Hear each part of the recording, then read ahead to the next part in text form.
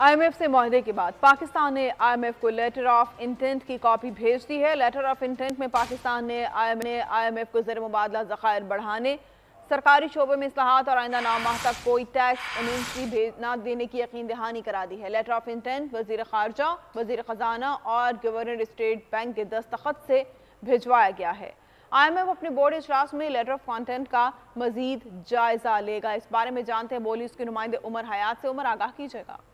जी बिल्कुल, साफ लेवल मुआहदे के बाद IMF को पाकिस्तानी हुकाम की जानिब से जो लेटर ऑफ इंटेंट है उसकी कॉपी जो है वो भिजवा दी गई है और ये वजीर खजाना और गवर्नर स्टेट बैंक के दस्तखतों से भिजवाई गई है। और इसमें बाकायदा तौर पर पाकिस्तान ने IMF को चंद अहम यकीन दहानियाँ कराई हैं और इन यकीन दहानियों में पाकिस्तान ने ये बताया है कि पाकिस्तान अपने जो ज़र मुबादला के ज़खायर हैं उनमें इजाफा करेगा, सरकारी शोबे में इस्लाहात करेगा और पाकिस्तान आइंदा 9 माह तक कोई टैक्स एमनेस्टी जो है वो नहीं देगा।